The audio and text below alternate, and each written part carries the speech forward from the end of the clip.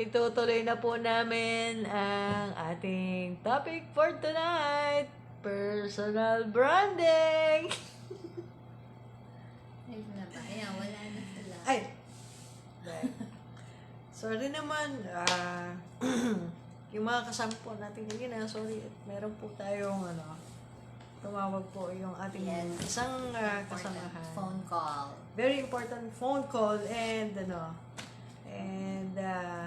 meron na naman tayong napasaya ngayong araw na to. Anong topic? Ang topic po natin today is huwag na kayong magtaka doon sa letter S. Mukhang number 8, di ba? Kasi baliktad po niyan eh. Backwards niyang sinulat yan. No? Ito, Kasi yung kung kahapon. ako nagsulat, yan. Sige, nabasa nyo. Ngayon siya nagsulat, kaya nababasa na natin. Bakit nasulat kapag baliktad? Okay, so saan tayo naputol? Ikaw ang dapat nang sasagot. So, ano sa tingin mo yung personal branding mo? Personal branding ko. Siguro mas na ma-justify kung i-describe yung personal branding ko kung ibang tao yung magsasabi kung ano yung branding. Kung ano sa tingin nila yung branding ko. Kasi parang sabihin ko, ako branding ko is ganito. Pero yung totoong nakikita ng mga tao, iba. So, kung ano talaga yung nakikita ng tao, yun talaga yung branding ko eh. So, tingin ko ano lang.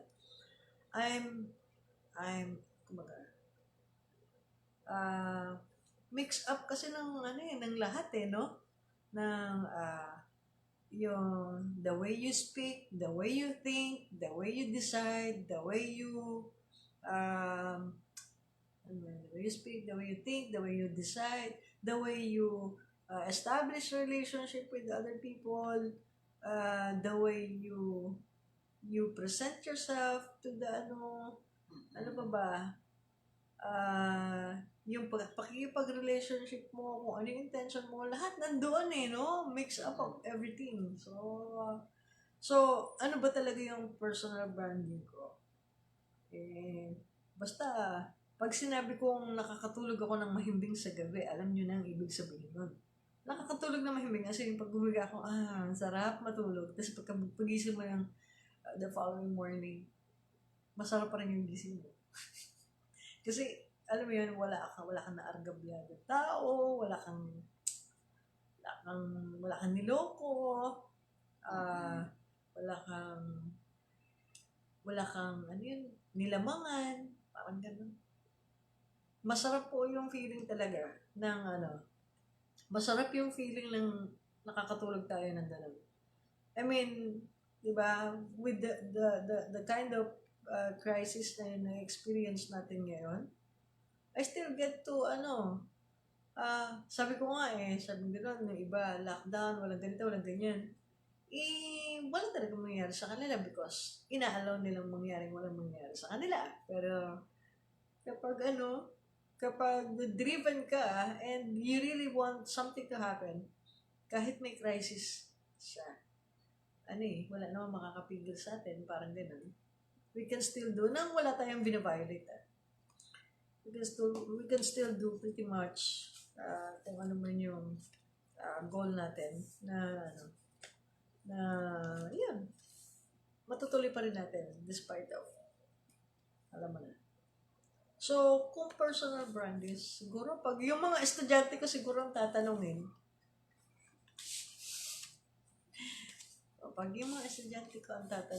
mga friends, alam naman nila to, mga straightforward lang akong magsalita. Pero I always see to it that kapag naghihiwalay-hiwalay kami, there's always something that they can bring home na something, yung new learnings talaga. Something new para sa nila. Kumbaga, hindi nasayang yung punta nila sa school, pag uwi nila, alam mo yun, kahit hindi ganun tagal kami magkakausap kasi most of the time busy sila throughout the entire day. They practice. Pero pag umuwi sila, ikaw naman. Sige lang. Yun lang, wala na. Sige lang, nakikinig ako. ako. Yun na yun. Basta yun. Pero hindi mo naman sinasabi ng personal branding. Pero I understand. Ang person, Okay kasi na, I ang hirap understand. na eh. Ang hirap pong, parang feeling ko kiniklaim ko yung personal brand ko.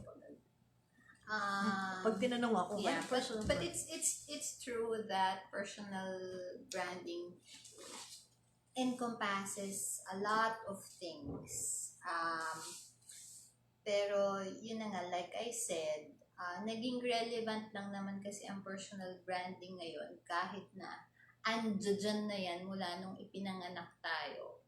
Naging mas relevant and mas important ngayon because yun na nga, because of the technology that we're using, the type of world that we're living in today.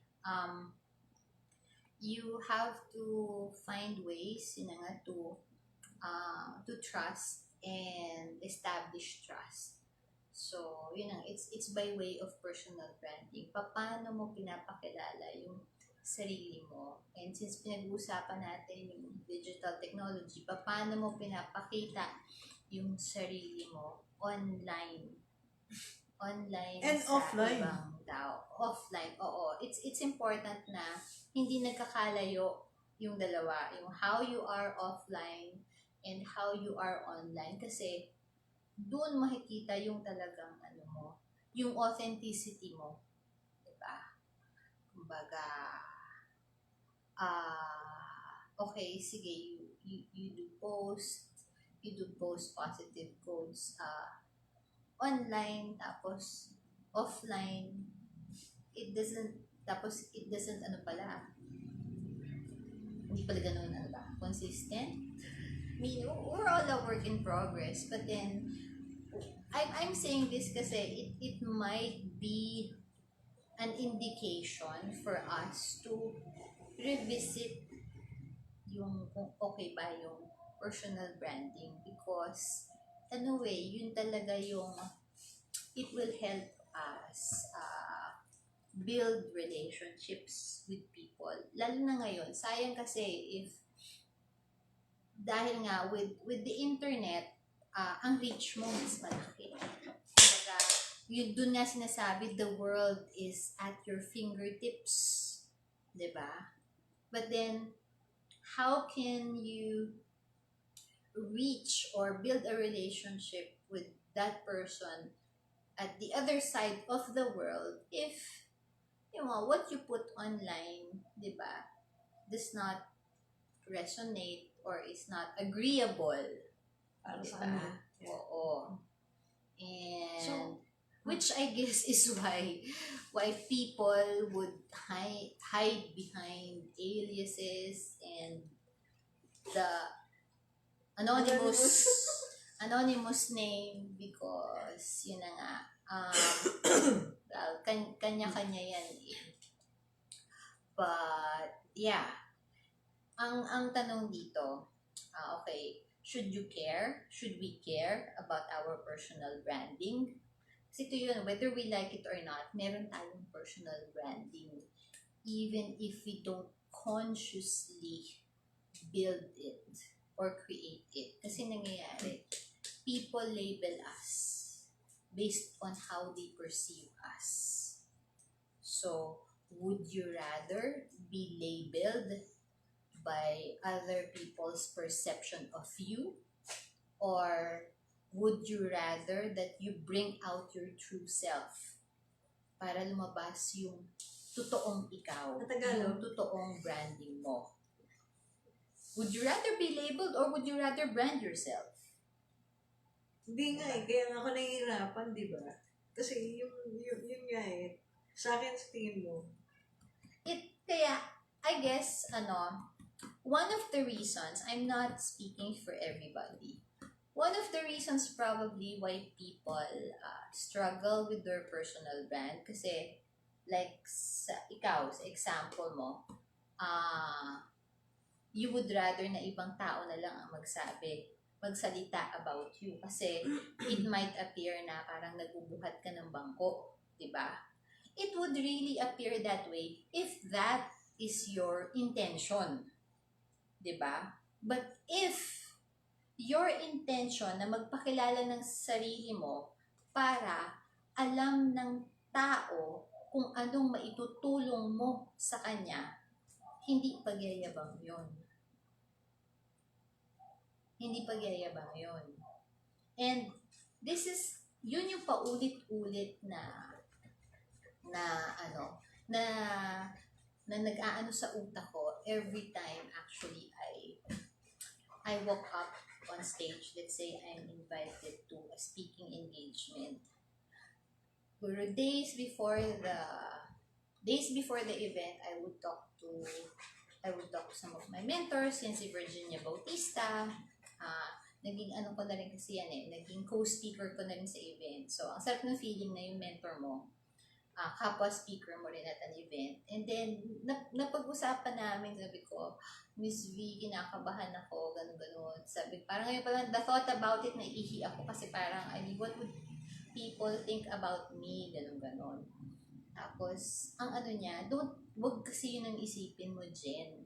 Ang isipin, you're not going up that stage because of yourself.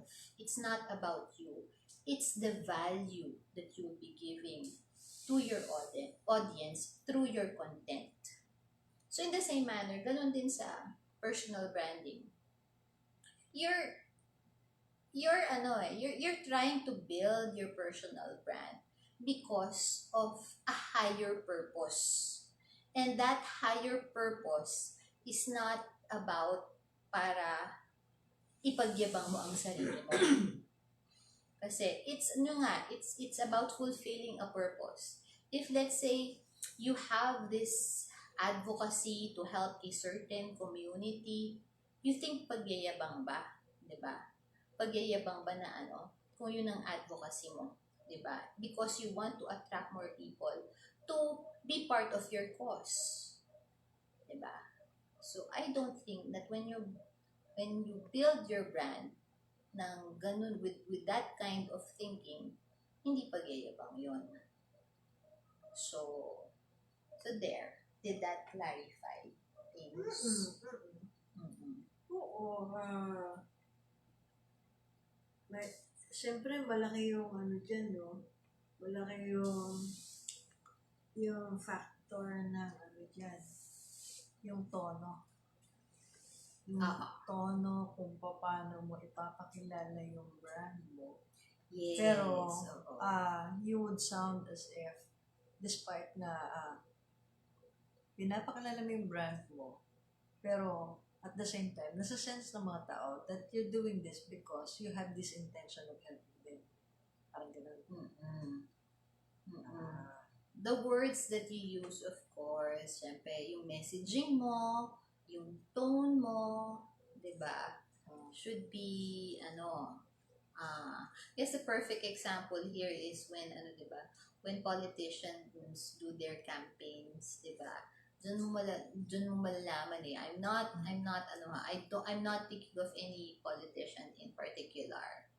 But I'm just citing an example na dun mo malalaman yung authenticity talaga based on the tone, the words being used, at saka yung character din talaga ng tao if they all coincide, diba, with each other. So, ayun. So, ano pang masasabi mo sa personal branding? Do you think personal branding helps in achieving your goals? Parang collaboration lang yan katulad kahapon. Does collaboration help in achieving your goals? Ngayon naman, does personal branding help you in achieving your goals? I'm definitely sure na malaki yung magiging impact niya sa fulfillment ng goals natin. Kung maganda yung personal branding natin, hindi tayo mahirapan makipag-partner, hindi tayo mahirapan na maghanap ng body up to support whatever it is na gusto natin mangyari. Ang dali talaga. Tsaka magaang makakuha. Personal branding hindi collaboration. Hindi nga. Sabihin, kung ang... Paano naging magaan? Oo, syempre, naman. Kung nakikita nila yung personal brand mo, someone na, this person is straightforward, mabilis mag-isip, o ganun, yung intention niya, makikita mo sa talaga, sa pananalita niya, kung sinasabi lang niya yun, just to, parang to give you something that you would like to hear, or sinasabi niya yun because yun talaga, yung genuine talaga yung niya. So, kung naririnig na talagang yung intention mo, yes, kapag may kausap tayo, naririnig yung intention mo talagang genuine. Imposibleng hindi makapag-partner sa'yo kasi yung ganda ng intention mo, di ba? Sinong hindi? Sinong tatanggi? Kaya ang tanong yung mga ordinaryong yung halimbawa, yung hindi pa ganun ka-establish yung brand nila. That's a question I often get asked. Here's the thing. Whether di ba sabi ko nga sa'yo, whether we like it or not, meron na tayong personal branding. And in most cases lang, nagagamit natin in the environment we're in. Sa work, di ba, professional, sa business, kasi nakakatulong talaga yon. But if you think about it, kahit na wala kang work, may personal brand ka pa rin. And actually, may work ka man o wala, kailangan alagaan mo pa rin yun. Yung personal brand mo? Oo. Because? Oo. For one, let's say lang. Unemployed. Yung maraming unemployed ngayon. Unemployed. Tapos mag-a-apply. Mag-a-apply pa lang ng work. And then, this person goes to, applies for a job, goes to an interview, and then maraming applicants. Diba? Maraming applicants na nag-a-apply din for the same job, for the same position, pero isa o dalawa lang ang kukunin. Tapos 20 yung applicants. Even more than that. Probably even more than that. So, let's say sabihin mo ng lahat, pare-pareho ng skills, pare-pareho ng educational experience, diba? Pare-pareho ng professional background. Magkakatalo yan. Kasi diba, personal branding, it encompasses a lot of things. Your character, your personality. So, kung ano yung rehistro niya, kung ano yung personal branding, ang pinakita niya, yung side niya, yung authenticity niya during the interview. If it resonates with the prospective employer, mas malaki yung chances niya. And to be honest, nowadays, and I've talked to a lot of companies and I've read a lot of articles then about yung nag-change na rin yung hiring process ngayon. Kasi for the most part, so paano pa? For the most part, companies can invest on on company-specific trainings, on product-specific trainings. They can invest on that. Ang mas gusto nila, yung maganda ang attitude. They would maganda ang character. They'd rather work with, someone that they can trust because it's easy. It's easy to train new skills. Diba? Kumbaga, ang thinking karamihan ng mga companies ngayon, lalo na ngayon, lockdown, most of the companies are allowing their employees to work from home. So, ang laki ng trust factor dun. Diba? Ang laking trust na kailangan i-invest ng mga employers. So, especially, paano kung kunyari, you belong to a company that only retains yung certain number of employees. Diba? So, dun nagiging doon nagiging importante yung personal branding natin. Okay. So there. Was I able to answer your question? Oo. Hindi, para doon sa mga, iniisip ko yung mga, like, nung nag-lockdown, maraming naging unemployed. Diba? Mm-hmm. So, parang iniisip ko tuloy, kung nung after nung lockdown at nawalan sila ng trabaho, tapos ngayon, of course, they're trying to find a decent job, di ba? They will try to look online. Kasi hindi naman agad-agad makapunta yan personal dun sa company unless meron na silang talagang yung appointment with the interviewer, di ba? So, parang kung during those times na naka-lockdown siya and ang nangyayari is pinapakita niya yung personal brand niya sa kahit na anong platforms kung saan siya nandoon. Yung digital niya. Yung digital footprints niya. Kung sa mga pinapakita niya. Malaking reflection or malaking impact nun ang makaka-apekto dun sa desisyon ng employer. Because totoo naman talaga, di ba? Kasi with the technology nowadays, parang you can easily get information in a single tap or click. I mean, if I'm an employer, even if, let's say, ayan na, nakaschedule na for interview, whether sa Zoom, kunyari, sa Zoom or Google Meet or whatever platform that is, binabasa ko na yung pinadalang CV. As an employer, because I want to work with an employee that I can trust, i-google ko yan. Sham Flores. Have you tried Googling? Sham Flores. Sabi ganun, have you tried Googling yourself? Na-try nyo na bang i-google yung sarili? So, lalabas dyan yung Facebook account, whatever, yung Twitter account. So, dun mo makikita kung ano mga pinopost.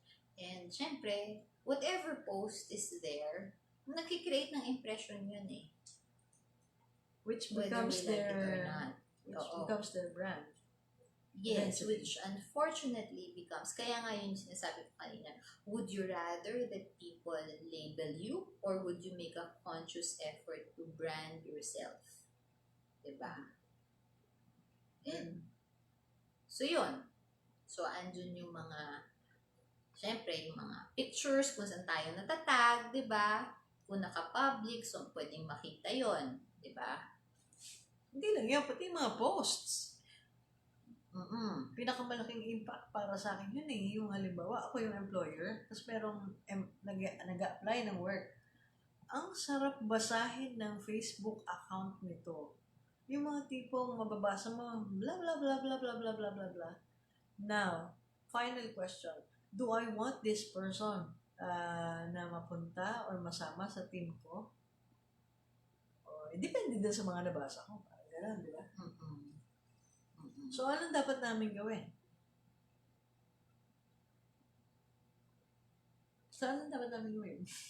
Of course, parang it's the right of every employer to choose the right candidate that they can work with, that would protect the company's interests, di ba? For the most part, ang laking bagay yung magiging basis ng decision ng employer is the trust. If this person can be trusted. Secondary na lang ang skills niya. Tapos meron pa mga nag-a-apply.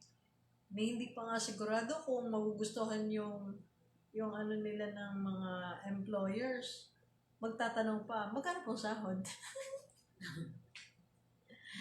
Magkano po ang sahod? Bali, magkano po ang parang, hindi ba natin nakakalimutan natin kung ano yung nagiging impression sa atin. So, magkano po ang sahod? Although, parang ganun-ganun lang nilang tanongin. Pwede pong halimbawa, ang ganda-ganda sa interview, okay, ang galang-galang pa. Meron po kong last question magkano pong sahod? Magbibigay na ba tayo ng job interview tips? Di ba? Sige, next, maganda pag-usapan din yan. Kasi we usually conduct yung job mock interviews.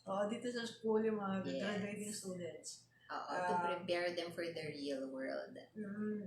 Ano ba yung mga tingin na tatanungin sa kanila, how they should answer it. I mean, they should answer it authentically. Yung authentically, yung hindi sila magpe-pretend, hindi sila mag-script.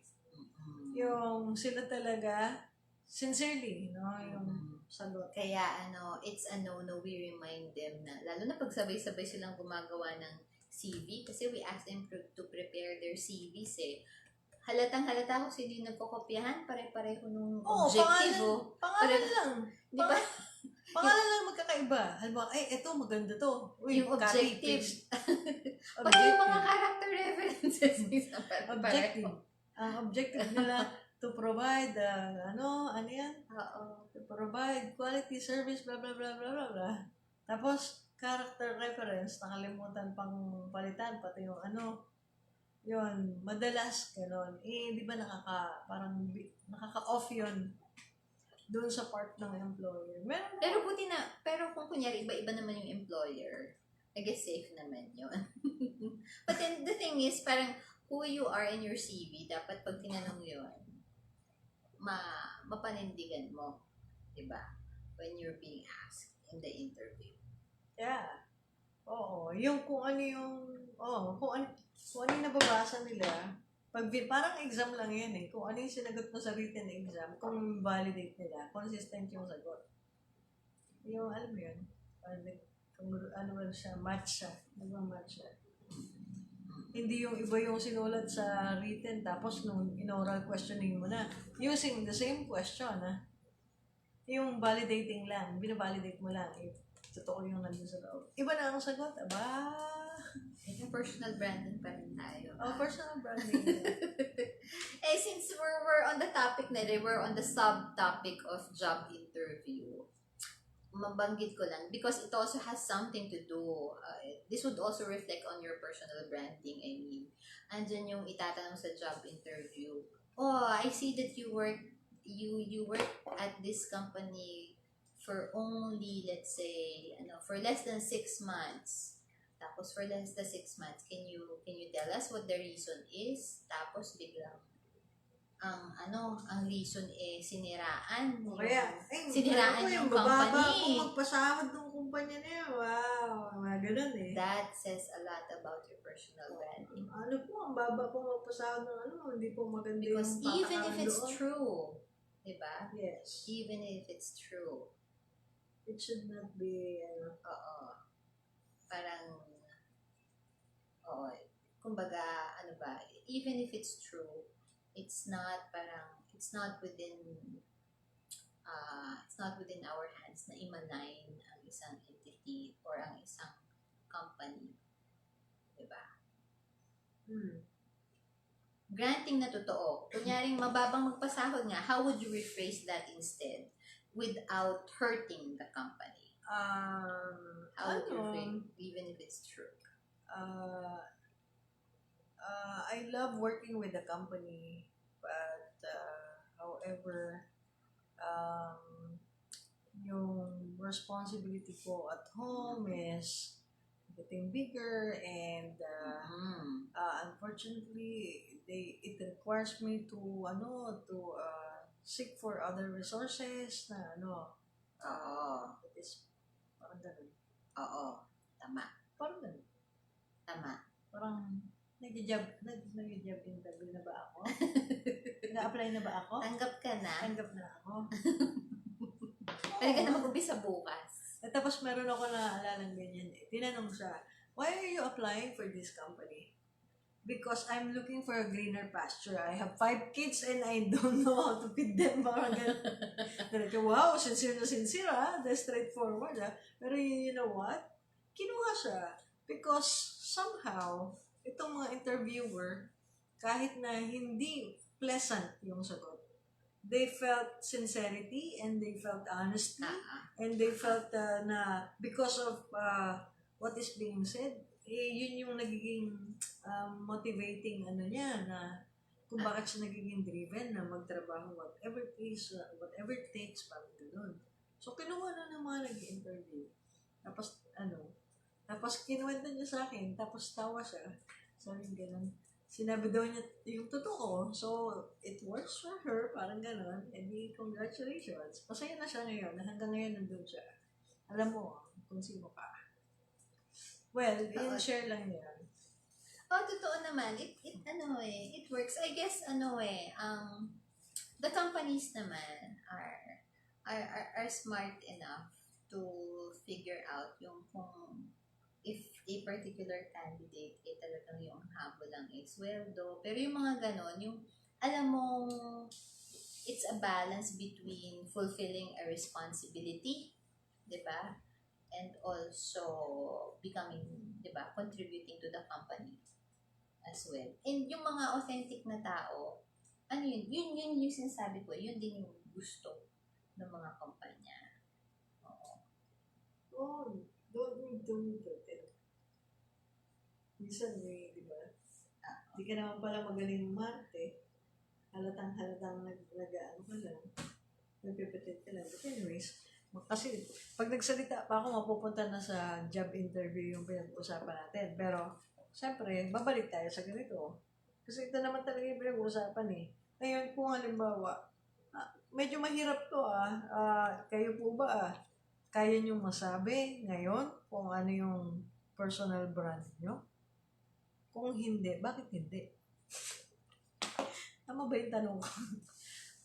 It could be a lot of things and it's understandable kasi ako rin naman nun kasi nga there are different ways to to build din yung personal brand. And ako, syempre, I'd go towards that route na talagang mapapanindigan ko. So, what I did back then is sabi nga nila kasi, you can only connect the dots by looking backwards. So, parang nirebisa ko yung buhay ko. Ano ba yung mga naging work ko dati? Nag-marketing pala ako, tapos nag-computer programming, pero bumalik pa rin ako sa marketing. So, it turns out talagang sa marketing ako.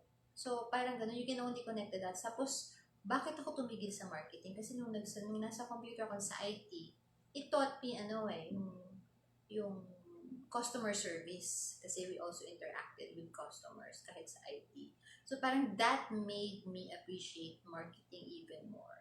Because nga, true marketing is about building relationships, establishing trust, and a lot of that, malalaman mo through customer service. Diba? So, customer service and marketing go hand in hand. And pag ganun, syempre, branding, marketing, magkakasama din yan. So, ako nung una talaga, hindi ko ano yung marketing. Pero, lately na-realize ko yung importance niya. Without marketing, my goodness! Iba yung contribution ng marketing talaga sa nagiging output ng isang business. At saka ito, you wouldn't know the right way to market for your business if you don't know your personal brand. Ganon? Oo. Kasi branding and marketing go hand in hand. So, mahihirapan ako maghanap ng market kung hindi ko alam yung brand ko. Well, you should know kasi part din dapat ng pagka-craft mo ng personal branding mo. I-align mo yun doon sa kung sino talaga yung gusto mong ma-attract. Gusto kong ma-attract. Let's say you're CEO. Let's not be specific about the school. Let's say you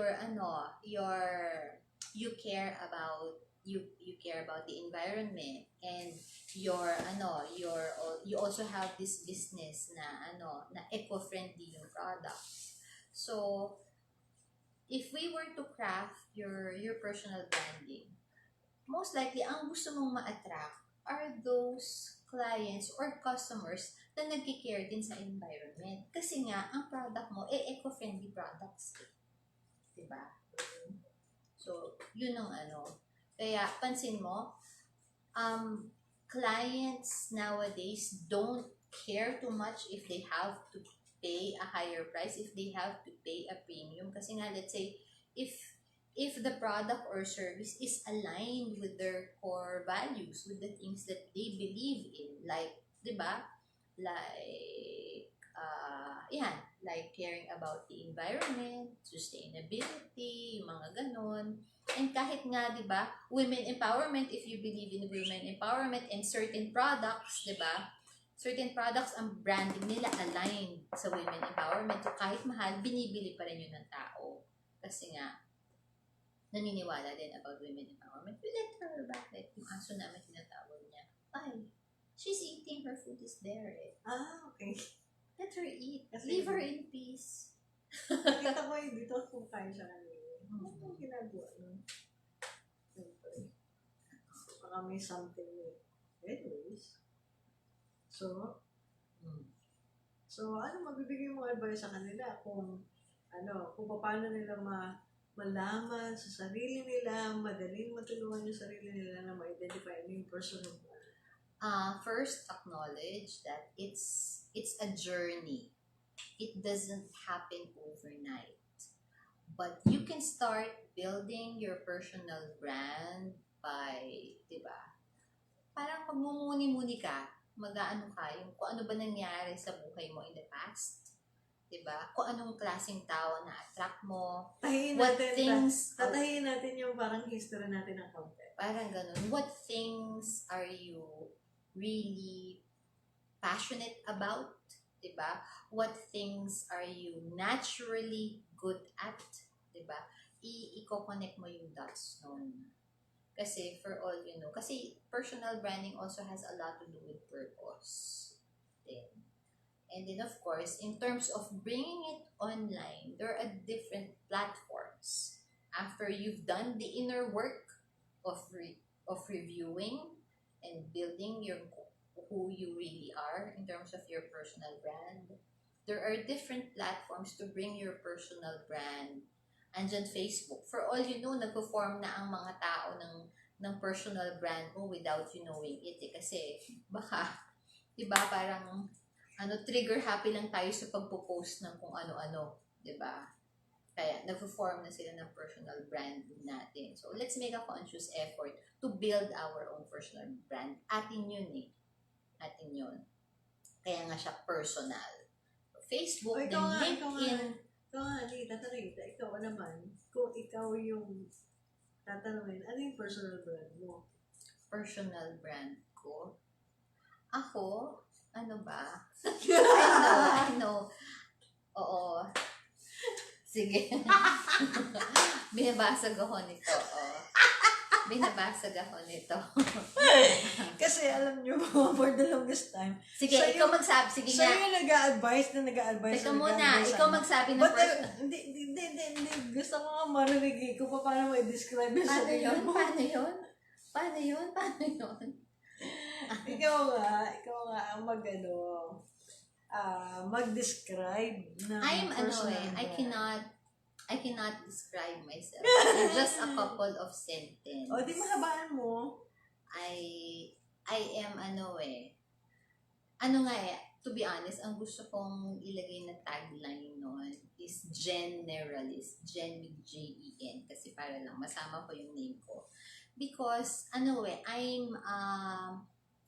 I believe in continuous learning. I'm a lifelong learner. You cannot really confine me with just one skill set, but I do have a passion in general.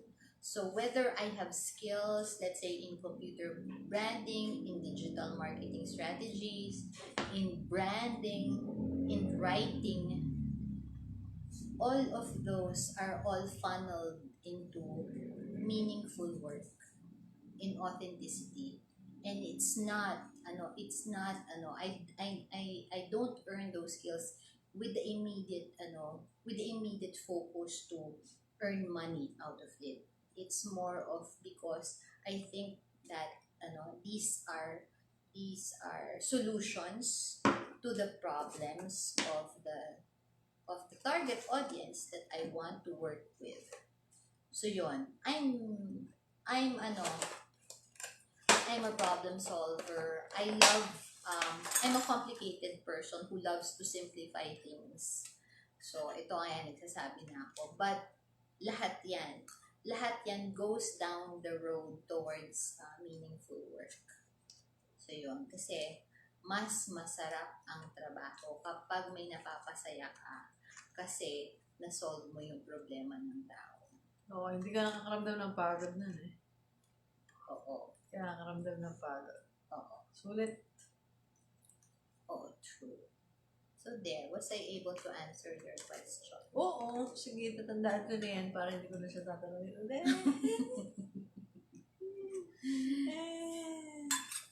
Alam mo yun, di ba yun nga sinabi ko sa'yo, di ba, yung pag tinanong ako, anong personal brand mo? Ikaw agad masagot talaga. Parang parehas ng pakiramdam mo kanina. Pero ikaw, you clearly understand or you have this clear idea kung paano describe yung brand mo. Ako, all over the place pa eh. Parang, No, siguro, I don't think so. You just don't have time to really sit down and really think about it. But I'm pretty sure that when people talk about you, they would all be consistent because you have been consistent with them as well.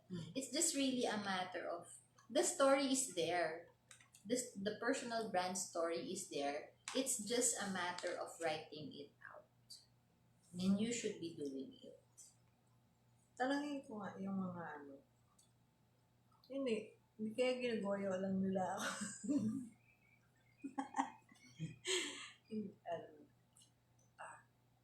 Kasi alam mo naman ng mga tao, anong tawag dito?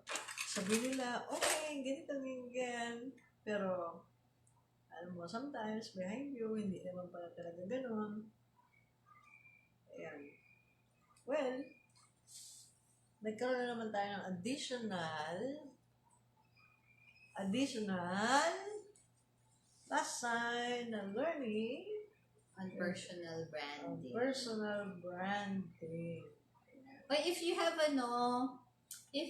a specific topic in mind that you'd like us to talk about, share naman in the comments. Baka, di ba, para mas marami din. Ako mag-iisip ako talaga ng magandang topic. Kahapon naisip ko nga, collaboration. Ako ngayon. So, bukas ikaw ulit. Mag-isip bukas?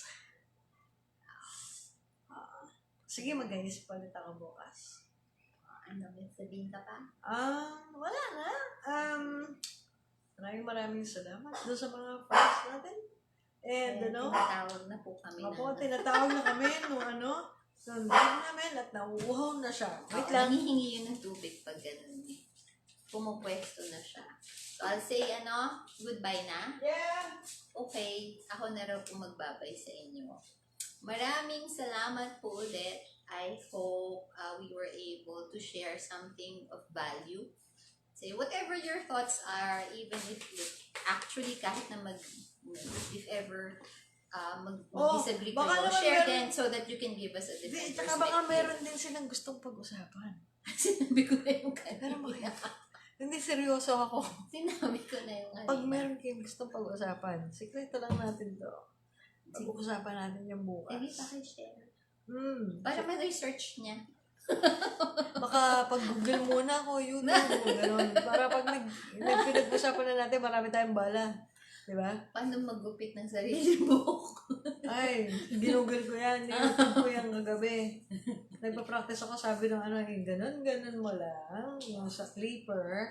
Ang problema, wala naman pala kaming clipper. Baka mga gusto na mapunta masira ang personal branding. I'm sorry, mo. Gloria. Sige, paalam ka na. Sige po, bye-bye. Maraming salamat. Good night. See you. Have a bright day ahead tomorrow. Yeah. Bye-bye. Good night.